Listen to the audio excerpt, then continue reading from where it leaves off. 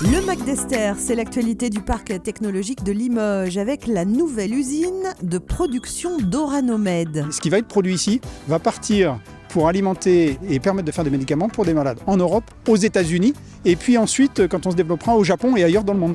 Ici dans le Limousin. À Limoges, la filière nucléaire recrute et notamment des femmes. On a du mal aussi à attirer les jeunes filles parce que souvent elles pensent que c'est des métiers qui ne sont pas pour elles. Par contre, on fait beaucoup de reconversion. Le Mac d'Esther, c'est parti.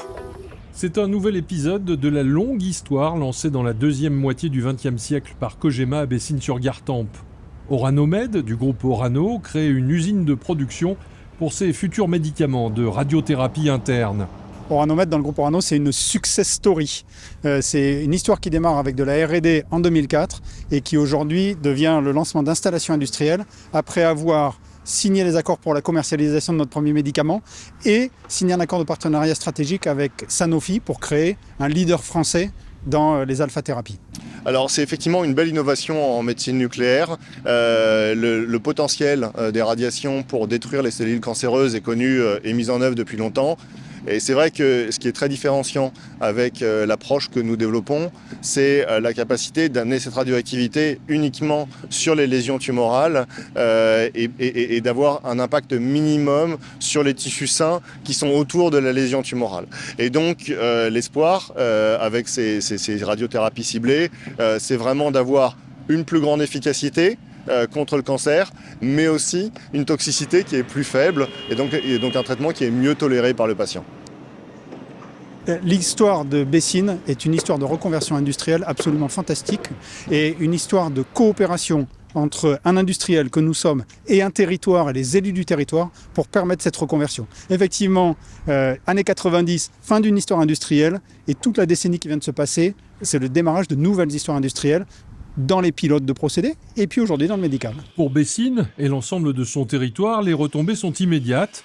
De nouveaux habitants vont arriver, le recrutement étant national, voire international. En termes de logement, en termes d'accessibilité, d'université, puisque maintenant on le sait très bien, quand on accueille un salarié, on accueille sa famille, ses enfants, son conjoint, et donc il faut effectivement lui apporter tous ses besoins de première nécessité. Nous croyons en l'industrie qui a toute sa place en France, mais notamment en zone rurale, parce qu'on a tout ce terrain, faisceau d'innovation que l'on peut mettre en place. C'est sûr qu'il y aura des familles Orano ici. On a un attachement à ce territoire qui est pas nouveau.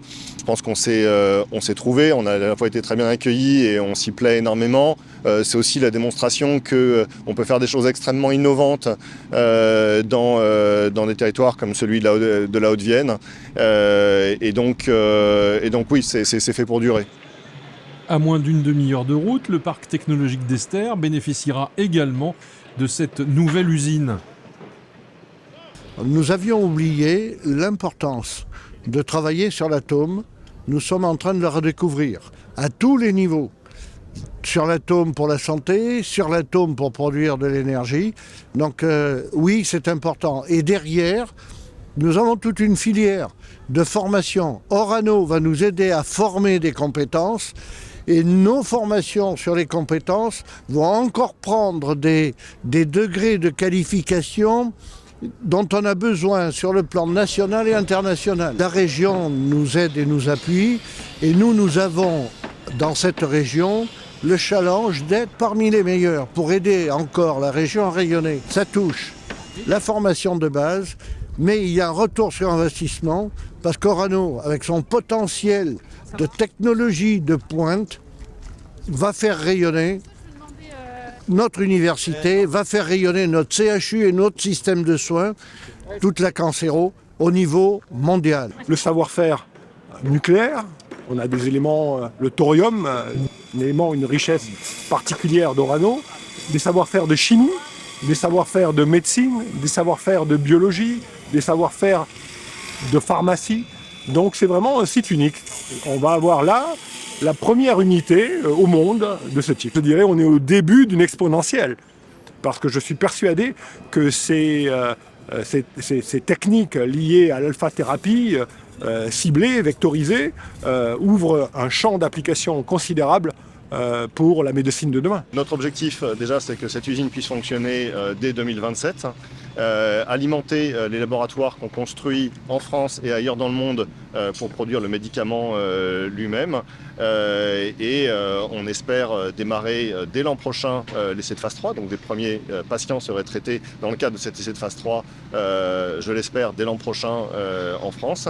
Et ensuite, pour l'autorisation de mise sur le marché, certainement avant la fin de la décennie, le plus tôt possible bien sûr. Sur 7000 mètres carrés, le nouveau site représente 250 millions d'euros d'investissement pour 70 emplois directs et une centaine d'emplois indirects. Les emplois que nous allons créer sont des emplois extrêmement qualifiés. Les sous-traitants auxquels nous faisons appel, les prestataires de services, c'est aussi de la haute technologie. Et se retrouver dans un environnement économique qui nous apporte cette technicité, cette capacité d'innovation, c'est évidemment très important pour nous. Quand les nouveaux médicaments seront diffusés dans le monde entier, on peut espérer un effet loupe sur Bessines-sur-Gartempe. C'est possible parce que le grand public va regarder la France, mais pour votre point, en fait, ces médicaments et ce qui va être produit ici va partir pour alimenter et permettre de faire des médicaments pour des malades en Europe, aux États-Unis, et puis ensuite, quand on se développera au Japon et ailleurs dans le monde. Ici, dans le Limousin. C'est bon?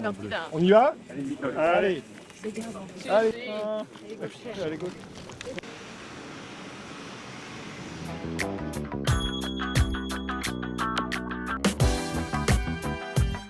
On a des projets en France là-dessus et des annonces. Mais c'est aussi... Après les chocs pétroliers, l'arrivée des énergies renouvelables, la méfiance vis-à-vis du nucléaire, l'atome est pourtant de retour dans un contexte mêlant changement climatique et les crises géopolitiques et énergétiques.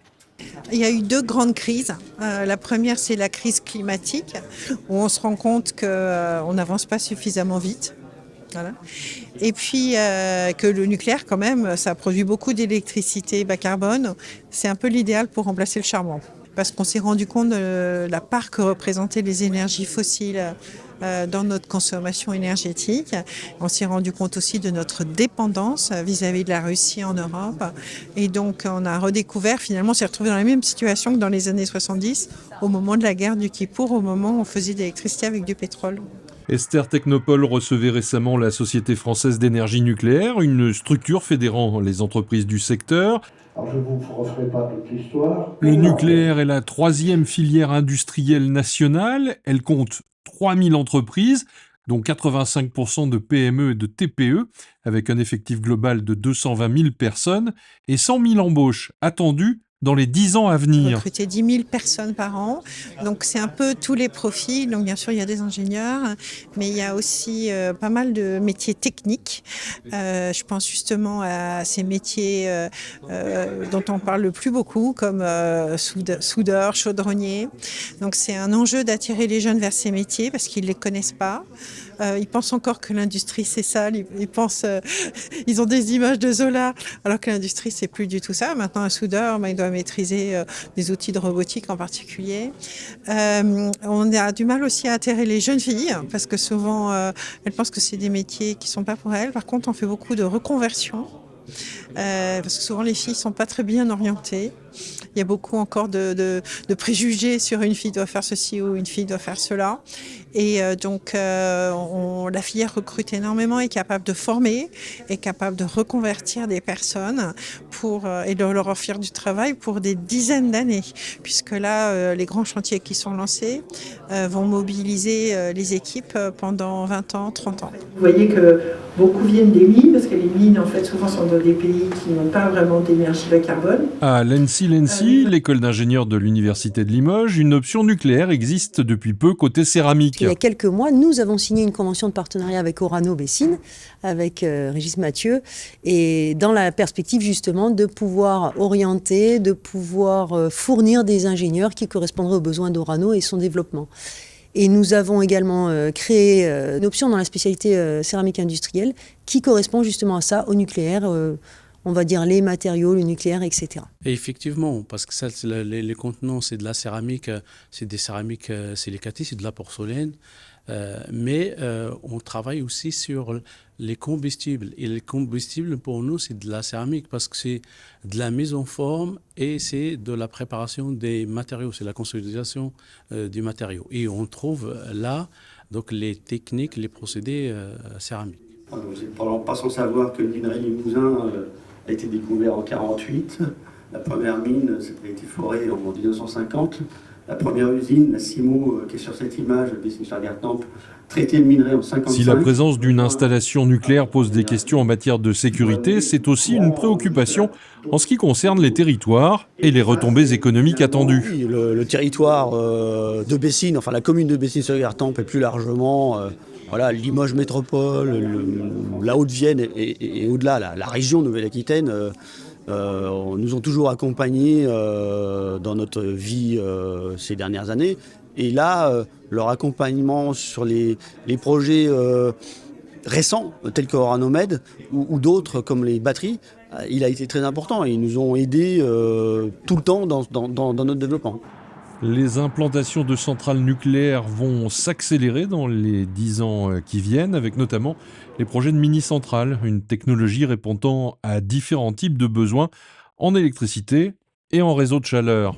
Alors il faut voir aujourd'hui que les sites qui ont été choisis pour les nouveaux chantiers, en particulier les EPR, un des critères, il y avait les critères techniques sur la nature du site, est-ce qu'il y a de la place, est-ce qu'il y a ce qu'il faut pour l'alimenter en eau par exemple, mais aussi des critères politiques locaux, c'est-à-dire que ce sont des communes ou des collectivités, des départements qui ont demandé à avoir des nouveaux chantiers. Donc c'est un critère très important bien sûr, parce qu'accueillir un chantier avec 8000 personnes qui arrivent, il faut vraiment être motivé. Ce sont des communes qui s'engagent énormément pour l'accueil de ces personnes qui vont arriver sur les chantiers. C'est soit parce qu'il y a des besoins locaux d'énergie, je pense par exemple à la chaleur, les réseaux de chaleur, soit aussi parce que les industriels cherchent des solutions.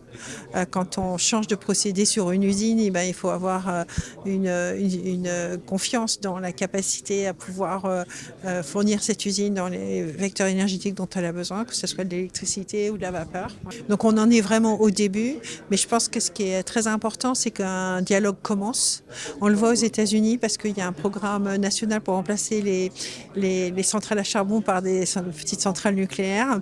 Donc il y a des discussions qui commencent à avoir lieu pour pouvoir étudier non seulement les critères techniques, mais bien sûr tout ce qu'il y a autour, les critères environnementaux, les critères d'emploi et ce que souhaitent les communautés. Le Mac d'Esther, c'est déjà fini. Rendez-vous dans un mois.